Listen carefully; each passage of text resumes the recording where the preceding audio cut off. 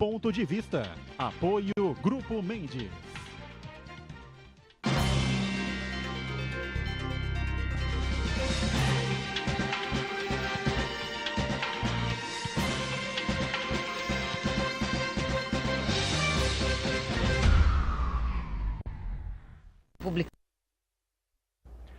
Olá, estamos começando mais um Ponto de Vista, você sempre acompanhando com a gente, conferindo conosco de segunda a sexta, horário da 1h30 da tarde, horário do almoço, a tradição do debate político, da discussão dos temas da nossa cidade, da pauta da nossa região metropolitana e, claro, os assuntos importantes, assuntos de interesse nacional também. E sempre de segunda a sexta, a nossa reprise, você confere e acompanha também aqui na Santa Cecília TV a partir das 20 horas, 8 da noite. Programa gravado nesta edição, o feriado de aniversário da cidade de Santos, dia 26 de janeiro, cidade completando 472 anos de fundação. E, claro, a gente vai falar um pouco, claro, 1 hora de programa, não dá para você, evidentemente, discutir todos os temas, todos os assuntos importantes da cidade nesses tantos e tantos anos que se passaram, Mas, com certeza, alguns detalhes importantes, enfim, e que, claro, tem a ver com o Dia da Cidade, com o aniversário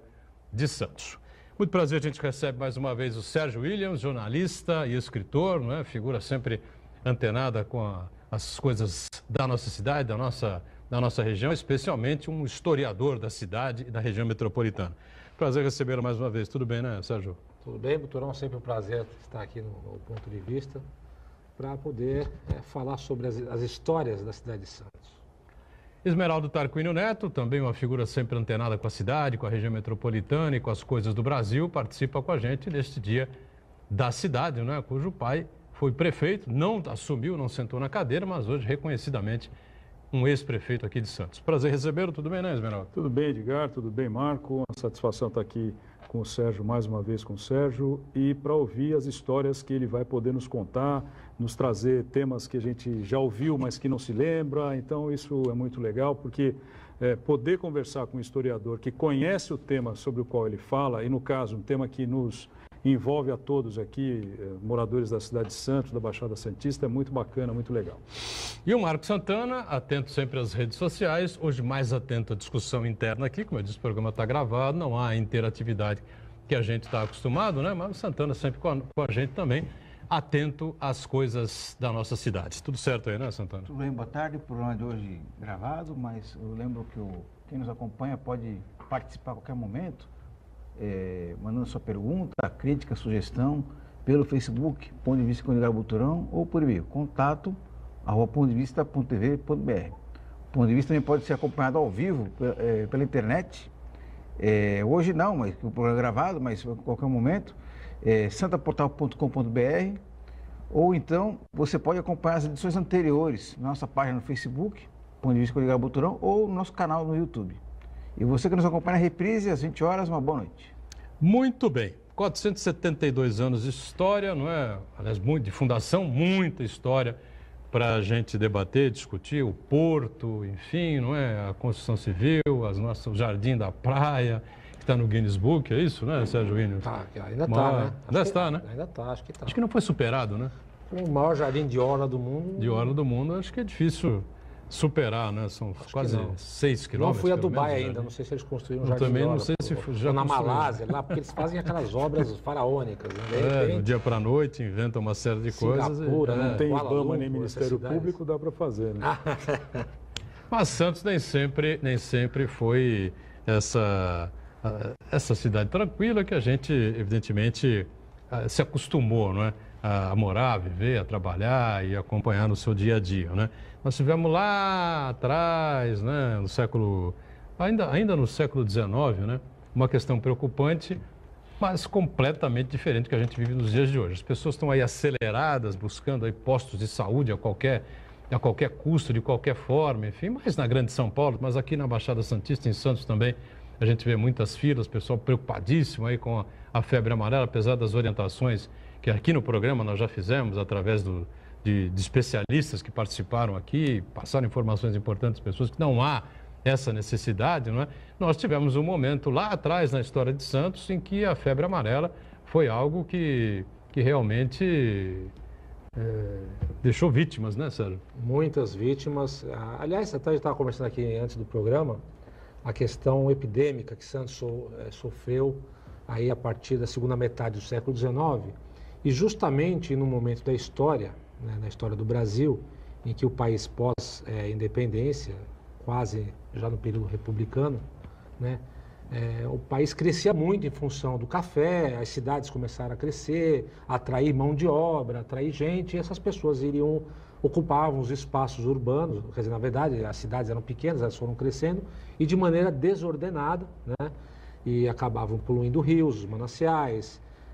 Isso aí acabava fazendo com que algumas doenças tivessem um ambiente muito mais propício para se espalharem. Não era só a febre amarela que ceifava vidas na cidade de Santos, mas a peste bubônica, a febre tifoide, enfim, várias doenças. Teve até no comecinho do século XX a febre espanhola, né, que também atacou a cidade, embora não tenha atacado com uma força tão grande quanto foi na própria Europa, mas Santos viveu dias terríveis, né, meses e anos terríveis, ali no final do século XIX, inclusive foi até objeto de grandes estudos acadêmicos, inclusive Guilherme Álvaro foi um dos grandes estudiosos desse assunto, escreveu um grande livro sobre esse tema, mas isso muito em função da falta de saneamento básico de Santos, né? Foi aí que a cidade, na verdade, o governo do estado de São Paulo, o governo da província de São Paulo, ficou atento a essa questão, até porque Santos era uma cidade estratégica do ponto de vista da chegada da imigração, a imigração passaria toda por aqui, e era um risco muito grande esses imigrantes entrarem no Brasil e já, de alguma forma, serem contaminados por essas doenças que eram transmissíveis, né, de pessoa para pessoa. Então, teve um aporte muito grande financeiro para que Santos tivesse um projeto de saneamento para dar condições à cidade, condições mais salubres, né, de vida, né, para a cidade, para que isso também não se alastrasse com os imigrantes.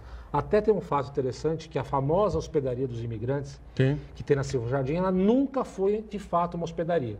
Ela foi planejada para ser uma hospedaria, só que durante a construção dela, foi quando estava no auge dessas epidemias, o governo decidiu que os imigrantes nem ficariam em Santos. Eles já chegavam, já embarcavam nos trens. Pelo risco de contaminação. E já subiam a serra. Então a hospedaria nunca foi uma hospedaria de fato. Mas a hospedaria, Sérgio, ela tinha o papel de fazer um processo de quarentena? Ou Não. Era só para receber mesmo? Ela, infelizmente, ela não... Ela era para receber e para hospedar as pessoas por um tempo, mesmo. até que o governo realocasse essas pessoas para as fazendas, né? Certo. Porque esses imigrantes vinham com muitos deles com contratos já assinados de trabalho em fazendas do interior e tudo mais. Então a triagem era feita aqui. Mas em função dessas epidemias, inclusive da febre amarela, houve a decisão de que eles subiriam a serra, né? Iriam para a capital, para São Paulo, onde tinha hospedaria também os imigrantes lá, e lá ficavam. Então a cidade viveu momentos longos e terríveis, de muitas mortes. Inclusive, essa quantidade enorme de mortes mudou até o conceito de sepultamento no Brasil, ali em meados do século XIX, porque até por questões tradicionais e culturais da religião católica, daquelas pessoas da época, as pessoas eram sepultadas dentro das igrejas. Não existia o cemitério como a gente conhece hoje, que é o campo, né? O que fala Campo Santo, né? As pessoas eram enterradas dentro das igrejas, nos altares das irmandades. Até uma coisa interessante, que eu sempre, quando era criança, eu entrava numa igreja e via aqueles altares laterais, e eu não imaginava para que servia tanto altar, né? Porque não tinha o altar mora, e para que servia aqueles altares? E cada altar é uma irmandade. Você pode até reparar que cada altar tem um santo diferente. São as irmandades. Então as pessoas participavam das irmandades e quando morriam eram sepultados ali embaixo daquele altar. Eles abriam, eram lápides e eles enterravam as pessoas. Só que em Santos chegou um momento, Santos também o Rio de Janeiro, chegou um momento de tanta gente morta ao mesmo tempo e sepultada ao mesmo tempo, que o odor de cadáveres era uma coisa muito forte. Insuportável. E virou um problema de saúde pública, a ponto do Império baixar um decreto de que não poderia mais sepultar dentro das igrejas, e aí abriu caminho para a criação dos cemitérios, e o Santos primeiro foi o cemitério do Paquetá. Então, as epidemias mudaram o modo de vida da sociedade, elas mudaram a história da cidade de Santos, do ponto de vista de que houve a necessidade de um amplo projeto de saneamento Se for do Saturnino de Brito, né, que foi implantado. Justamente isso que você está chegando num ponto que eu queria que você contasse para a gente. As epidemias fizeram com que esse plano de saneamento do Saturnino de Brito se tornasse realidade. E acelerar. Além do ponto de vista da saúde pública, ele acabou mudando a geografia da cidade, acabou desenhando a cidade como nós conhecemos hoje. Hoje temos os pontos de referência, são os canais, e assim por diante. Eu queria que você contasse para a gente como é que era o clima da cidade naquela época, assim que o plano do Saturnino foi apresentado, se a população entendeu realmente a importância ou teve alguma certa resistência com relação àquele plano de saúde? Não houve nenhum tipo de resistência por parte da população. Houve, obviamente, algum tipo de embate político. Infelizmente, sempre os embates por alguns tipos de interesses entre os vereadores da época com o projeto Saturnino. Inclusive, tem até um fato muito curioso de que os vereadores contrataram um jornalista conhecido do começo do século XX, Alberto Souza, para escrever um documento em que atacava o Saturnino de Brito, dizendo que o Saturnino de Brito era pedante, arrogante. Mas é que o projeto de saneamento em Santos, ele foi um projeto do governo do estado, da província de São Paulo. Não era um projeto do município, era um projeto do estado, né? Mas o município tinha que meio que aprovar aquilo, e quem aprovava era a Câmara de Vereadores, porque ainda não existia a Prefeitura. A Prefeitura só começou a existir a partir de 1908. Nós estamos falando de século XIX, ou seja, era a Câmara Municipal quem comandava a vida da cidade. E os vereadores entraram em embate com o Saturnino, porque eles achavam que o projeto urbanístico que o Saturnino apresentava, ele de certa forma inviabilizava algumas áreas, né? Então o projeto Saturnino, ele era bem mais, hoje, por exemplo, Afonso Pena, você vê que é uma avenida bastante larga, né? Sim. No projeto do Saturnino era mais larga ainda, ela tinha um canteiro central todo jardinado, não sei quem já foi a Brasília ver o eixo central, aquela extensão toda jardinada, não naquela extensão, claro, mas algo muito parecido. O Saturnino seria ali a principal avenida da cidade, talvez? Porque é o eixo central, né? Que corta leste-oeste da cidade. Como a Conselheiro Neves, uma via que corta a cidade norte-sul, é a única avenida que toca o porto e a praia, né? E o Saturnino já previu no projeto urbanístico, porque não era só saneamento básico, ele também previu a questão urbana da cidade. Então ele já previa, por exemplo, onde está a Orquidário, já previa uma região ali com bastante mata, previu os Jardins da Orla, muito antes dos Jardins da Orla ser projetado para valer, que só foi nos anos 30, né, que o Jardins da Orla começou a sair do papel e virar realidade. O desenvolvimento em direção à praia. O desenvolvimento em direção à praia, que era uma coisa natural, né, que só começou a acontecer, de fato, a partir de 1909, 1910, que quando o bonde elétrico foi implantado, inclusive dizem que o bonde foi a grande locomotiva do avanço urbano da cidade, né? Porque a cidade era só o centro, né? Era só o centro histórico. Tanto é que os mais velhos hoje ainda estão lá no Gonzaga e falam, onde você vai? Eu vou lá para a cidade. Mas como assim na cidade? Aqui não é fazenda para ir para a cidade, né? É porque a cidade era o centro e o resto eram chácaras, eram lugares bem ermos, né? E a cidade começou a avançar urbanisticamente realmente a partir dos anos 10, né? Começaram a surgir os palacetes, né? na região da Orla, porque as pessoas mais abastadas moravam na Vila Nova, no Paquetá. E é incrível você ver o Paquetá hoje e você nem sonha que aquilo lá foi o bairro mais chique da cidade. Isso há 100 anos? E há 100 anos. 100 anos, é um século. Não é tanto tempo assim, se você parar para pensar. Não é tanto tempo assim, é verdade. E a cidade vai se desenvolvendo, né? Infelizmente, nós não conseguimos manter essas regiões centrais da cidade, pelo menos, né, uma maneira de preservar, né, a memória e a história de Santos. Agora, você falou há pouco, né, sobre a hospedaria dos imigrantes.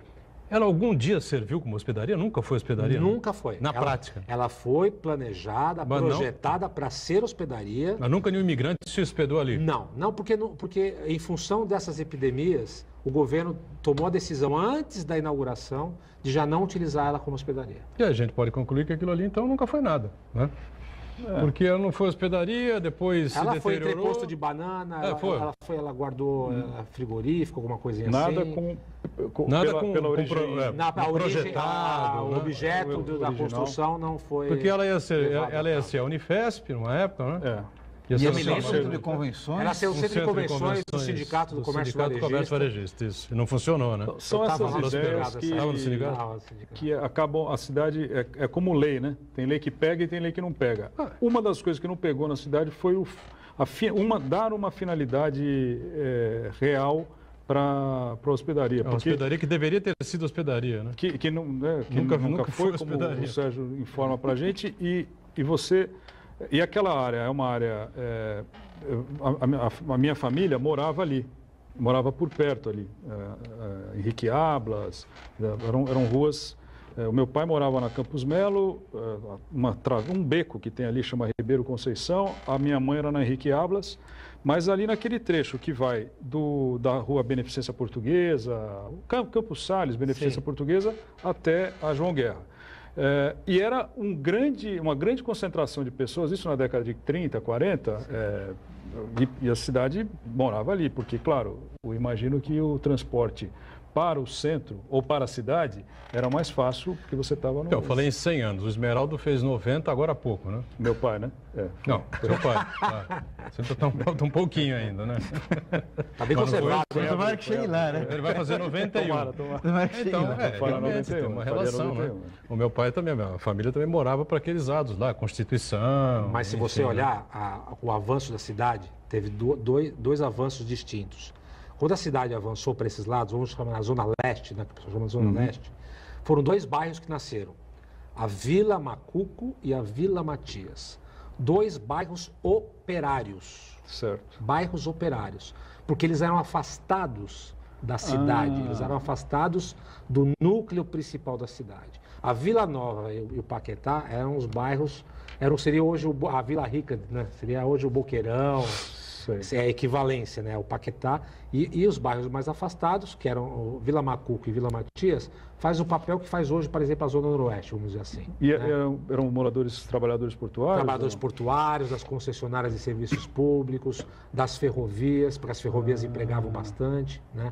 Eram os bairros operários. E na faixa de orla começaram a surgir os palacetes, os primeiros casarões também dos comerciantes de café, já dando uma indicação de que a orla seria ocupada por pessoas mais abastadas. Isso nos anos 30, aproximadamente? Isso. 1930, não, a ocupação da orla já começa na década de 20, na década de 10, década de 20. Na década de 20 já tem o bairro do Gonzaga, inclusive com a inauguração da estátua da Praça Independência em 22. Né? Então você já tem ali, já tem os hotéis, né? Já tem o Parque Balneário, você já tem o Hotel Atlântico. Você tem o Hotel Belvedere, enfim, você tem uma rede hoteleira no Gonzaga, já bastante forte, aliás, referência nacional, porque o Parque Balneário Hotel era o hotel mais luxuoso da América Latina, mais que o Copacabana Palace até, era uma coisa de primeiro mundo. Ele é do século XIX ou? Ele é de 1914. 1914. Né? Então, assim, já começava a ter um preenchimento da região da orla já no começo do século. E os bairros operários ali, Vila Macuco, Vila Matias, se você vê, são aquelas casinhas todas iguais, aqueles sobradinhos, né? Bem característico de casas populares, né? Vamos dizer assim. E aquele hotel internacional ficava no José Menino, né? O Hotel Internacional José Menino é mais antigo que o Parque Balneário. Mais antigo? Ele é mais antigo. Ele é o primeiro hotel da faixa da orla, né? Inclusive, um fato muito curioso, Monteiro Lobato passou a lua de mel ali. Né? E o fato mais curioso é que a lua de mel... No Hotel Internacional? No Internacional. E a lua de mel dele demorou um dia. Porque ele e a mulher foram se banhar-se ali na praia e foram atacados por águas vivas. E ficaram totalmente queimados, tiveram que ir para São Paulo se cuidar das águas vivas. Ou seja, você falou das moradias populares, Macuco, e uma das características que está se extinguindo são os chalés de alguns bairros, principalmente no Macuco, né? Uma parte ali do Marapé também, mas... Jabaquara, mas cada vez mais eles estão sendo derrubados para construir sobrepostas, casas duplex, assim por diante. A origem a inspiração arquitetônica, você pode dizer assim, dos chalés, vem de Portugal, da ocupação portuguesa ou não? Olha, eu não posso lhe afirmar porque eu não tenho conhecimento pleno da matéria. Eu sei que existem estudos em Santos. Inclusive um rapaz que trabalhou comigo, Gustavo, fez uma tese de mestrado em cima dessa questão do chalés. Eu sei que no CONDEFAT, que é o órgão de tombamento do Estado, há um processo de tombamento com, não sei, uma porrada de chalés, tem chalés que não podem ser derrubados. É uma história longa. Agora, quanto à questão arquitetônica, eu não posso lhe afirmar se é português, se também tem uma inspiração inglesa também, não sei. Vamos para o nosso intervalo, voltamos na sequência aqui do Ponto de Vista, já já.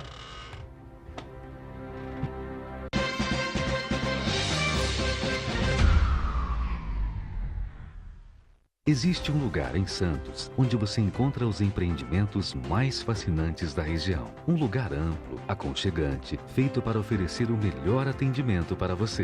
Um lugar que reúne as melhores opções residenciais e comerciais nos bairros mais nobres de Santos. Um lugar que a gente nem precisava dizer, porque você já sabe. Central de Vendas Grupo Mendes, Rua Guaiaó 55, Aparecida. Venha fechar um bom negócio para abrir as portas do seu novo lugar. Aí, Gastão!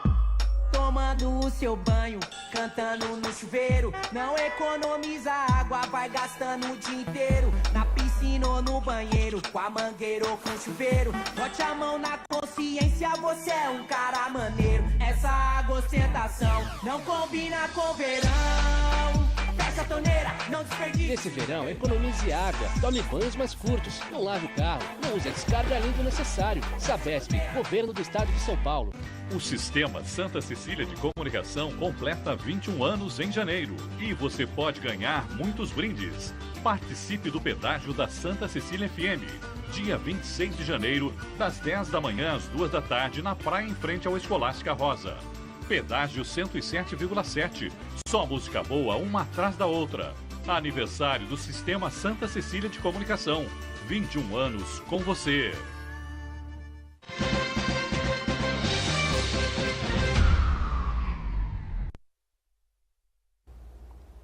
Muito bem, sequência do nosso ponto de vista neste feriado de 26 de janeiro, aniversário da cidade de Santos, 472 anos de fundação, né? Sérgio Williams aqui com a gente, mais uma vez prestando emprestando aqui a gente o seu conteúdo histórico, né, e jornalístico, aqui com o Esmeraldo e o Marco Santana também. Bom, o Sérgio falou sobre a Praça da Independência, né, o Esmeraldo e Santana, e me veio em mente aquela história, a tradição que tem a cidade, né? Lá na Praça da Independência você tem ali as estátuas, né? Sim. Dos Andradas, né? Os Andradas, Bonifácio, Martim Francisco. Martim Francisco e o Antônio Carlos. Carlos. Antônio Carlos, José Bonifácio e Martim Francisco. Aí você vai para a Praça dos Andradas, eles não estão lá, né? Praça dos Andradas não tem estátua. Não tem a estátua. cadeia, a Casa de Câmaras e Cadeia, que é em frente à rodoviária, Praça dos Andradas. Na Praça José Bonifácio não está o Bonifácio, tá? Na o Praça José Bonifácio. O Revolucionário de 32. Na Praça Rui Barbosa está o Bartolomeu. Né? As praças não tem. Praça Rui Barbosa está o Bartolomeu de Guzmão. Na Praça da República não tem nada. A República, o Brás Cubas, que é a fundador de Santos. Como é que pode essa confusão aí, né? De homenagens, homenageados. Tem uma praça que tem homenageado lá. É a Praça Padre Champagnat. Aí está o que é verdade. Só essa. Mas é uma raridade. Praça Palmares também. Onde surgiu essa confusão toda? Você tem ideia? Não tenho ideia do porquê. O pessoal vai fazendo os monumentos e vai colocando. Eu lembro que uma época, não sei se era o governo da Telma, do Capistrano, ou já era o primeiro mandato do Beto, eu não sei exatamente, porque levantou-se essa ideia, lembra disso, não? Sim. De acabar com essa confusão na cidade, que não tem cabimento, não é possível, vamos reorganizar isso aí. A coisa não avançou, né? Você sabe o que é engraçado? A Praça José Bonifácio, que é a praça que tem o fórum, a sede da OAB, a humanitária, quando ela foi criada, era Praça José Bonifácio, o moço, que não é o José Bonifácio patriarca. É um descendente do José Bonifácio. Não era, Não era. Só que os santistas, já da época, confundiam tanto a história do José Bonifácio, achavam que era sempre uma homenagem ao patriarca da independência. Mas não, era o José Bonifácio, o moço, né? Deputado, senador, tal. E aí a confusão era tanta que a prefeitura, em determinado momento, acho que nos anos 30, resolveu, já que a confusão é tanta, então foi o seguinte, a praça vai virar Praça Patriarca José Bonifácio. Aí resolveram arrumar a coisa e a Praça José Bonifácio, o moço, foi parar lá na entrada da cidade, lá perto na entrada da Nossa Senhora de Fátima. Tem uma pracinha lá chamada Praça José Bonifácio, o moço. Exilaram o cara lá para a entrada da cidade. E José Bonifácio, o moço, ele era o quê? Ele era descendente, sobrinho, ele era sobrinho, ele era um dos sobrinhos do José Bonifácio, patriarca. Tem umas curiosidades. Essa curiosidade aqui da praça tal não estar com com a estátua tal, enfim, essa confusão toda que existe na cidade é uma coisa curiosa. Eu imagino que em outros lugares do Brasil e do mundo, né, os homenageados estão nas suas respectivas praças, né? Eu não acredito, aqui, não. Você acha que tem essas confusões todas? Que tem. Não, porque, por exemplo, na Praça dos Andradas, eu não sei se ainda tem, mas foi inaugurada há uns 15, 18 anos atrás, uma estátua do Getúlio Vargas, Getúlio Vargas. Tinha um busto que roubaram, inclusive. Roubaram, exatamente. Roubaram o Getúlio Vargas. Que nem o do Palmeira Triste, ali na Rua do Comércio, aqui com a Frei Gaspar, que é uma estátua. O Palmeira Triste era um corretor de café, e eu nunca me esqueço daquela história do Bonito de Longe, né, Edgar? Que é uma das coisas mais sensacionais que tem.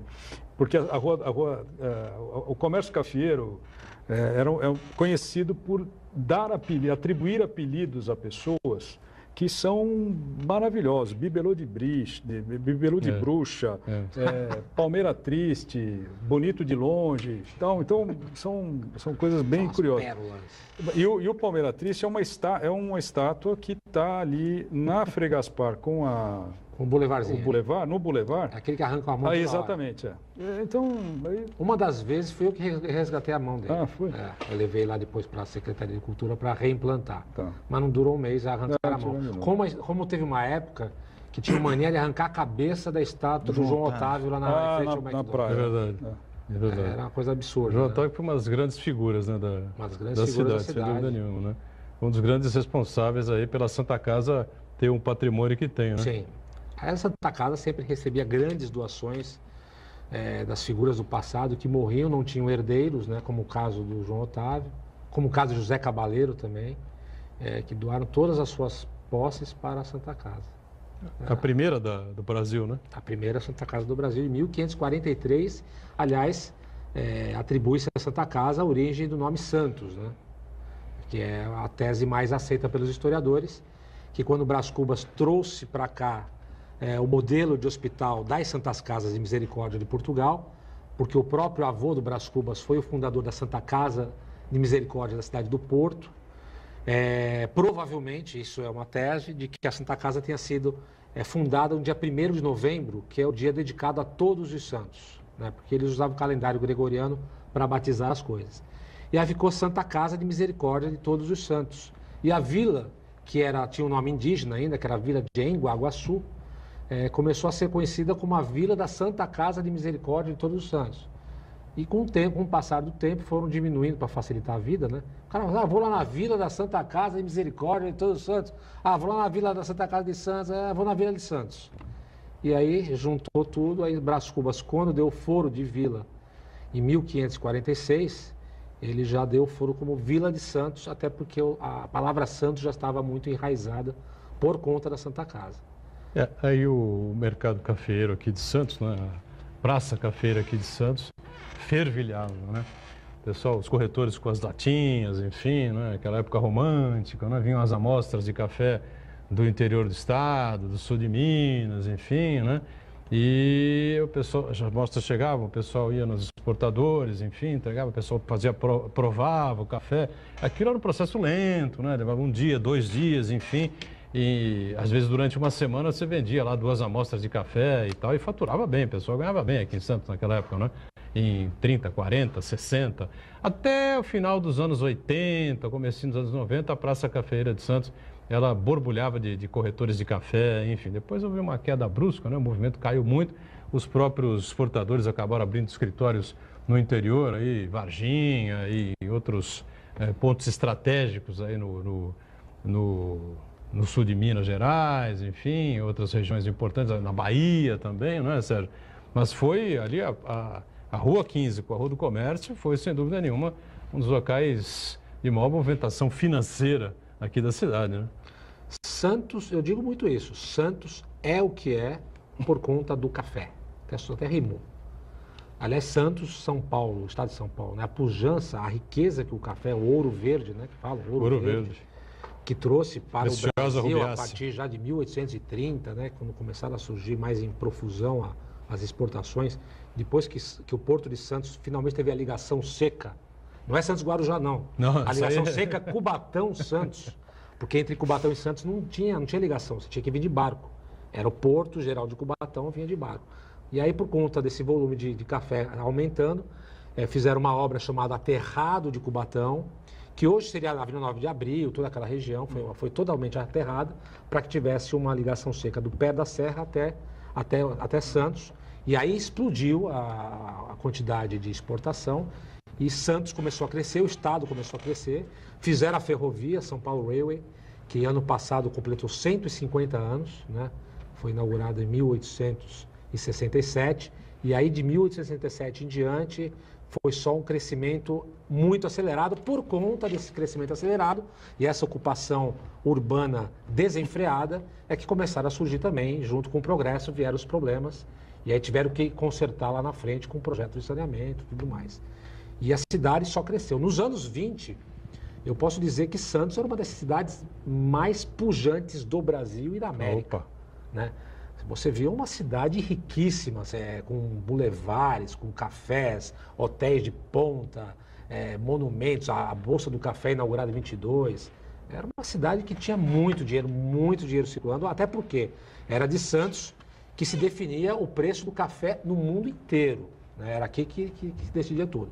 E uma cidade que tinha realmente uma força muito grande no mercado internacional, no comércio internacional, era um ponto de referência. Até que teve a quebra da Bolsa de Nova York em 29, teve uma queda abrupta ali, que se recuperou mais ou menos nos anos 30, ainda nos anos 30 o Santos ainda continuou com uma força econômica, política, né? Surgiu muita coisa nos anos 30, e nos anos 40 com a guerra, o Santos, como o resto do Brasil, começou a ter problema, até porque muita coisa que vinha da Europa. Mas, por outro lado, a guerra também, já que estava falando da trajetória de Santos, a guerra, por outro lado, ajudou a cidade a se fortalecer como destino turístico.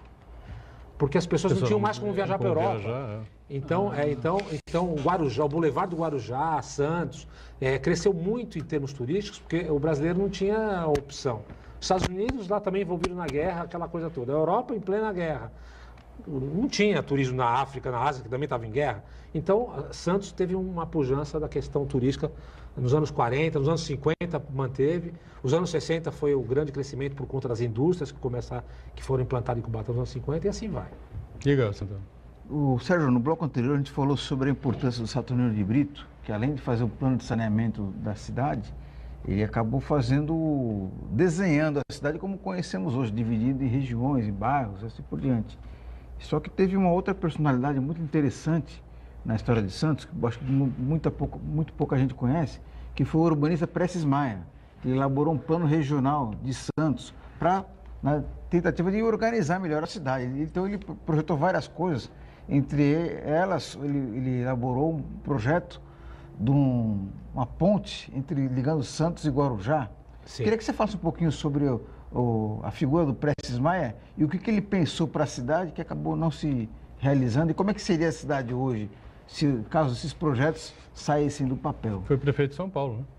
Na verdade, o Prestes Maia fez o projeto e praticamente nada se aplicou do projeto dele. Ele foi uma proposta do governo do estado de São Paulo para mexer na estrutura viária da região, principalmente na estrutura viária.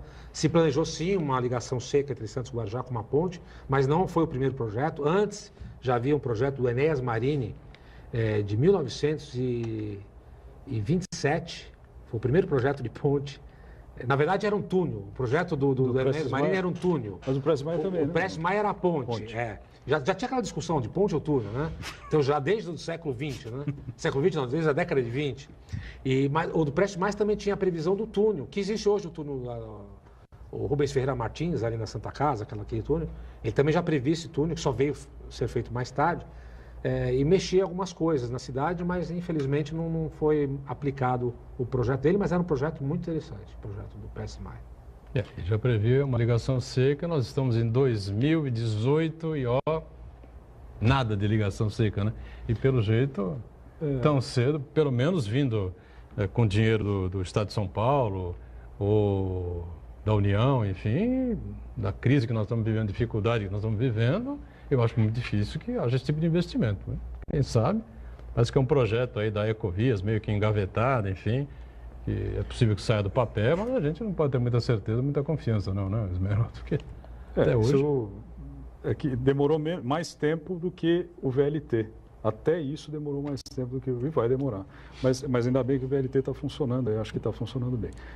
O Edgar fez uma observação, eu queria perguntar ao Sérgio o seguinte, que o comércio cafeiro até a década de 80, você citou, Edgar, até o final da década de 80, conseguiu, estava indo bem. Funcionava bem aqui, aí né? Há uma descentralização, os escritórios vão se instalando no Paraná, em Minas, no interior de São Paulo. Cerrado Mineiro, Varginha, sul de Minas. Aí eu não sei se é possível estabelecer alguma relação com o fim do IBC. O IBC que tinha uma sede aqui, né, não era a sede, porque acho que a sede devia ficar no Rio de Janeiro, como todas as autarquias do governo federal ficavam no Rio, mas ficava ali na Praça Barão do Rio Branco, né, onde é hoje o prédio da Justiça Federal, mas o IBC foi extinto em 88, 89. Por aí, o fato de você... É possível vincular alguma coisa? Eu não sei se... Isso me veio à cabeça agora aqui. Se é possível você vincular, porque aí vai junto àquela nossa tese de que a cidade perde, a todo momento, Santos perde alguma coisa. A partir da década de 70, Santos vai perdendo alguma coisa. O Edgar tem lá uma coisa mais específica, de um momento específico da cidade, mas a cidade vai perdendo. Perde prestígio político, perde força econômica, vai perdendo tudo. O fato do IBC, como órgão, uma autarquia que centralizava as atividades as atividades econômicas do café, o fim do IBC, dá para a gente atribuir alguma coisa nesse sentido, nessa direção? Eu acho que o fim do IBC era uma coisa que era mais ou menos prevista, né? Porque o café, o que é café? O café é mercado, né? E não tem como ficar o governo regulamentando o que vai ser, para onde vai ser, onde não é, enfim, né? Então, as grandes empresas, os grandes exportadores, os próprios produtores também, né? Os grandes produtores vão procurando o seu melhor caminho. Seu melhor caminho por si só, e o mercado vai fazendo ele a regulamentação do preço. Depois, num certo momento, como o Sérgio lembrou bem, aqui a Praça de Santos regulava o preço do café mundial. Depois a coisa passou para a Europa, para Londres, depois para Nova York também, enfim, né? E o mercado sempre comandando essa coisa. O Brasil encontrou outros commodities também, também. Né? Também tem a questão pecuária, o brasileiro começou a investir mais em pecuária, na avicultura, na soja, no milho, na cana-de-açúcar de novo, mas não com a finalidade do açúcar, mas também de combustível. Eu acho que o Brasil diversificou bastante o sistema agropecuário, agrícola no caso, né? Porque agrícola. Diversificou bastante. Eu acho que o café hoje ele é parte disso. O café já foi o líder absoluto. Tanto é que no brasão, a gente vai até pelo brasão. O brasão da República é um ramo de café e o outro sabe de que é? De fumo. Porque já teve uma grande importância o fumo na também. Bahia, né? O do Santos é ramos de café, ou seja, o café tinha uma força. Hoje o café não está sozinho. O café tem muitos irmãos aí para dividir o mercado. Mais um break, um rápido intervalo. Já a gente retoma a nossa sequência aqui do Ponto de Vista, em instantes.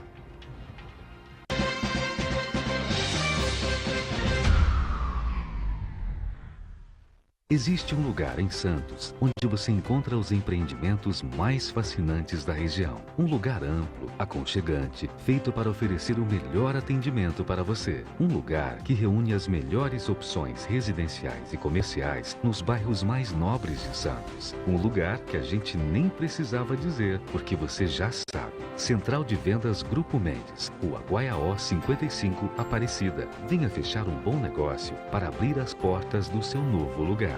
Aí, Gastão! Tomando o seu banho, cantando no chuveiro. Não economiza água, vai gastando o dia inteiro. Na piscina ou no banheiro, com a mangueira ou com o chuveiro. Bote a mão na consciência, você é um cara maneiro. Essa água ostentação não combina com verão. Fecha a torneira, não desperdice. Nesse verão, economize água, tome banhos mais curtos, não lave o carro, não use a descarga além do necessário. Sabesp, Governo do Estado de São Paulo. Realize seu sonho de estudar no melhor colégio da região. Grande oportunidade de descontos nas mensalidades, voltado para os que já estudam no colégio e novos alunos da educação infantil, ensino fundamental 1 e 2 e ensino médio. Essa é a sua chance. Não é concurso, basta comparecer ao colégio. Informações 3222-0101 32027136 ou www.colégio.unisanta.br. Colégio Santa Cecília, há 56 anos, a educação é nossa vida.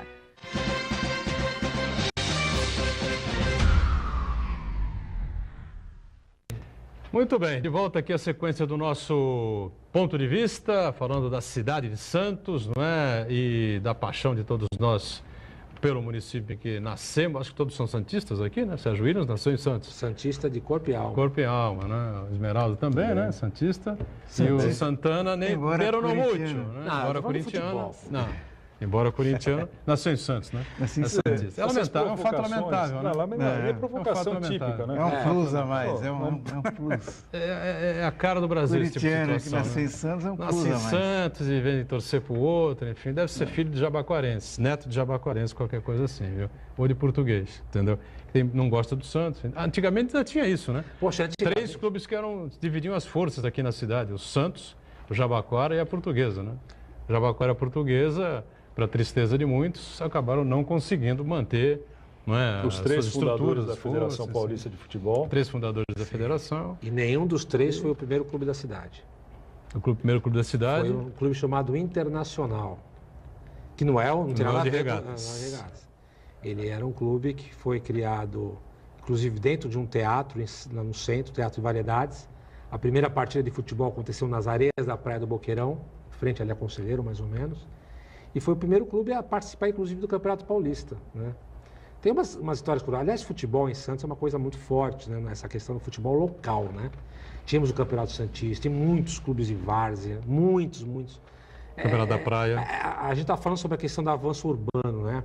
O avanço urbano dizimou, né, a várzea, né?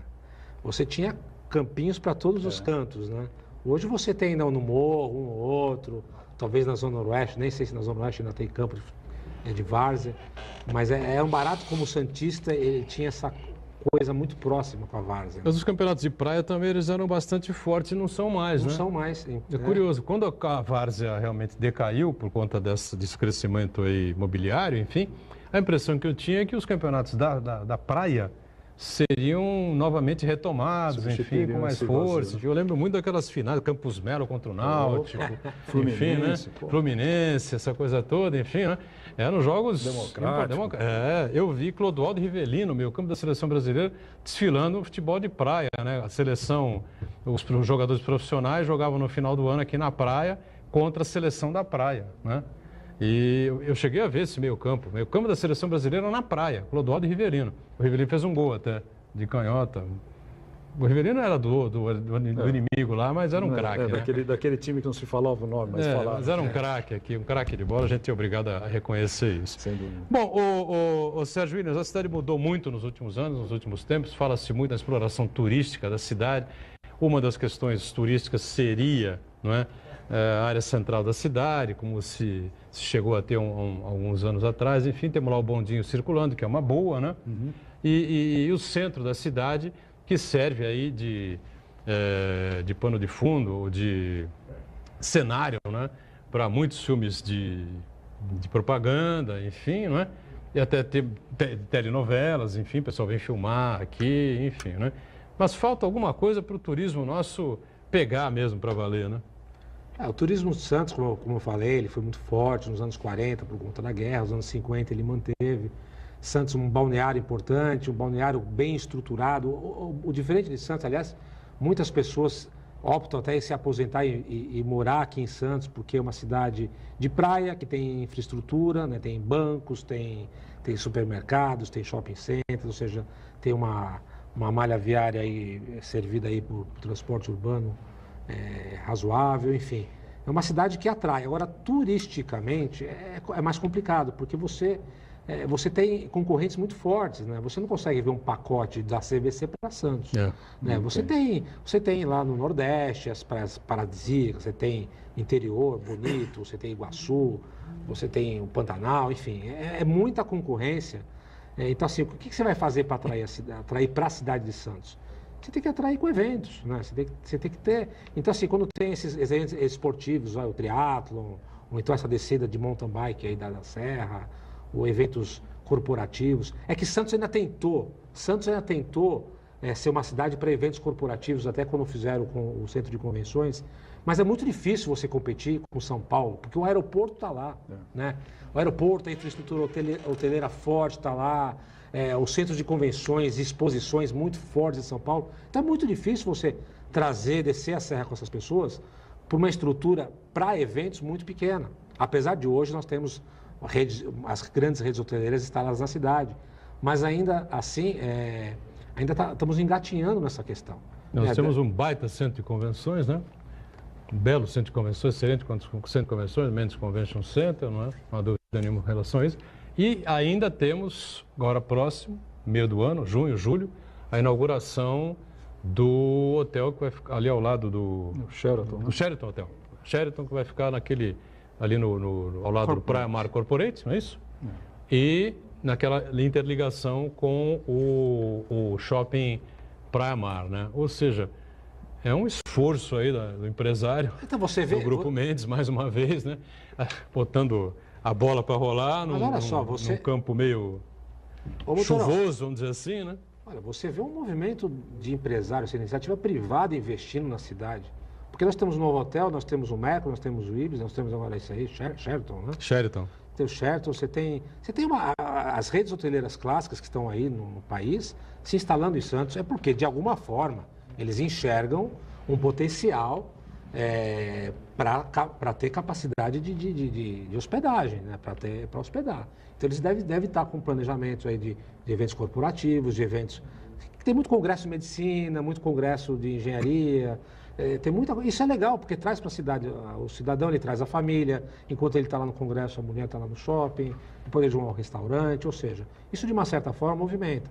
Agora, nós temos uma capacidade até aqui também, né? O Sheraton... A nossa geografia é pequena. Santos é uma cidade pequena, geograficamente falando. Então, não tem uma capacidade monstruosa. Nós já conversamos aqui com os irmãos Mendes, né? O Marcos Paulo e o Alex, né? E eles encaram realmente um outro público, né? Que vai vir para Santos para se hospedar no Sheraton. Realmente, para muita gente, mas quem é que vai se hospedar no Sheraton, enfim, e tal, né? E fica aquela mesma história de sempre, né? A gente relembrar o saudoso Armênio, né?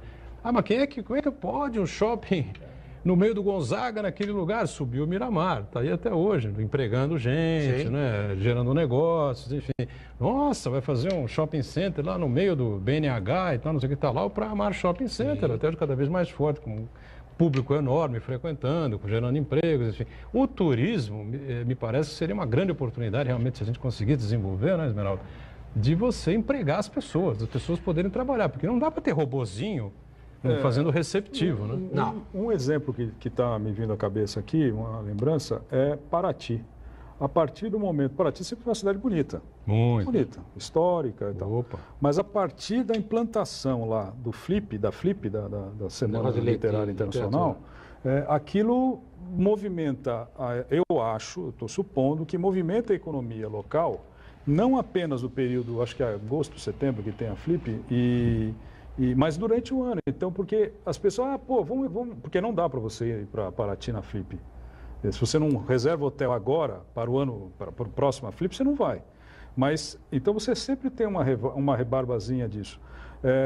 E a cidade carece, talvez, de ter no calendário turístico nacional alguma atividade que, além de outras que já existem, mas que poderiam ser melhor trabalhadas, tentar carimbar uma atividade ou uma, duas, três atividades para o calendário turístico nacional. Esmeralda, com relação a isso, eu acho que Santos, se a gente parar para analisar, está até bem contemplada com relação a eventos culturais capazes de atrair um grande público. Eu acho que está faltando ainda. Eu posso citar aqui o que está acontecendo nesse momento, que é o Rio Santos Jazz Festival, tocado pelo produtor cultural Cássio Laranja.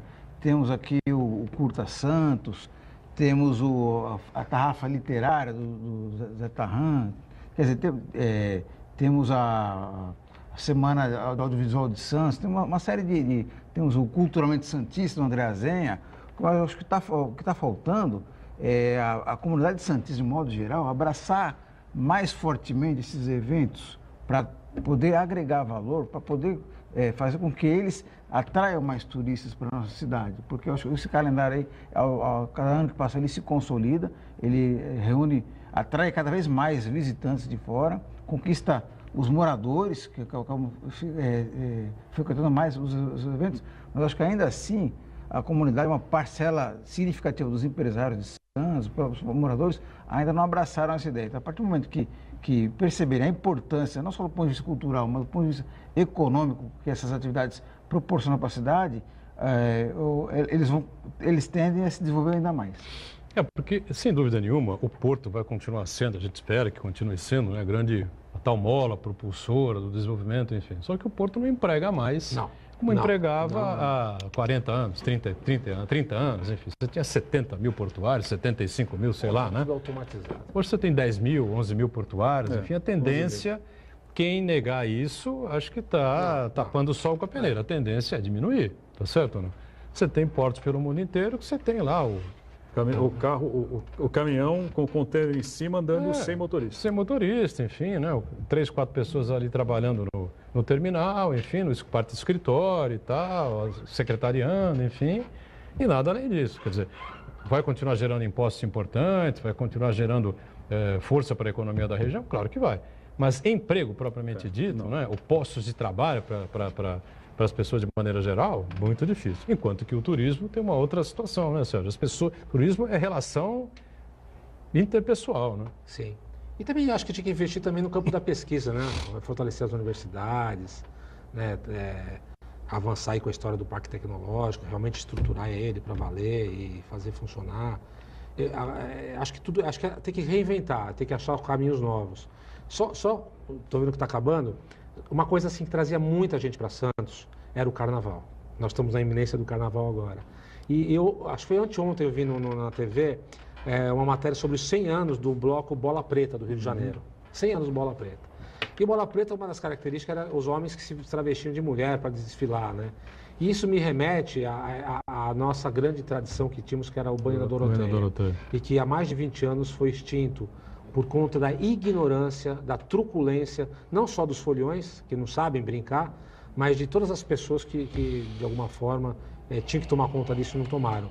Nós poderíamos ter hoje um evento nacional, como de fato era. Para vocês terem uma ideia, a Doroteia, toda vez que tinha o banho da Doroteia em Santos, era matéria na revista Cruzeiro, na revista Manchete, era matéria nacional sempre.